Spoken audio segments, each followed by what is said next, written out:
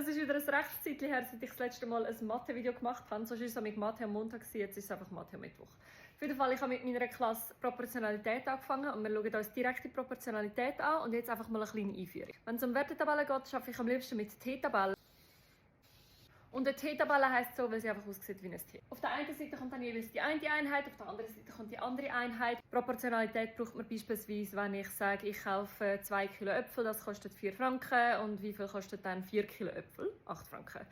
Und wir machen jetzt das Beispiel machen wir es einfach mit Stückzahl von Äpfeln. Darum mache ich die Menge auf die eine Seite und den Preis auf die andere Seite. Was ich in meiner Übung jetzt vorgegeben habe, ist 3 Stück Äpfel kosten 12 Franken. Wie komme ich jetzt auf alle anderen Werte? Was wichtig ist, sich im Kopf zu behalten, man rechnet nur mal oder geteilt durch. Nicht Plus oder Minus, weil das für die einen ganz verwirrend kann sein. Von dem her überlege ich, wie komme ich von 3 mal runter auf 1. 3 mal oder geteilt, in dem Fall eher geteilt. 3 geteilt durch 3 gibt 1, also mache ich den Wert auf der anderen Seite ebenfalls geteilt durch 3. 12 geteilt durch 3 gibt 4, also habe ich da meinen ersten Wert. Ein Stück kostet 4 Franken. Auf die Menge 2 komme ich dann ganz locker.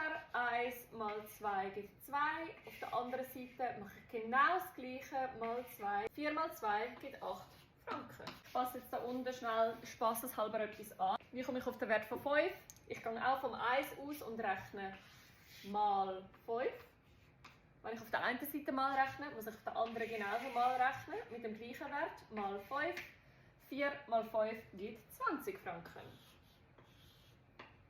Und jetzt wird es spannend. Ich habe den Wert 6. Klar kann ich vom 1 auf 6 rechnen, indem ich einfach mal 6 mache. Aber was, wenn ich das 1 jetzt noch nicht herausgefunden habe? Ich könnte nämlich auch entweder vom 2 mal 3 gibt 6, also das hier mal 3 gibt den Wert. Oder ich könnte auch vom 3 direkt aus.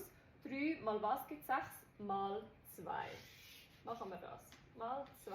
Dann muss ich da ein 12 ebenfalls mal 2 machen und komme zum Resultat 24. Wie gesagt, wenn man das 1 hat, ist eigentlich alles einfach. Vom 1 zum 10 ist es mal 10. Wunderschön.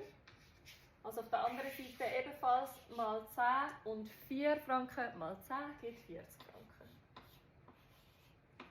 Und das ist die rechte Proportionalität, kurz zusammengefasst. Ich wünsche dir einen schönen Abend. Tschüssi, ciao, ciao.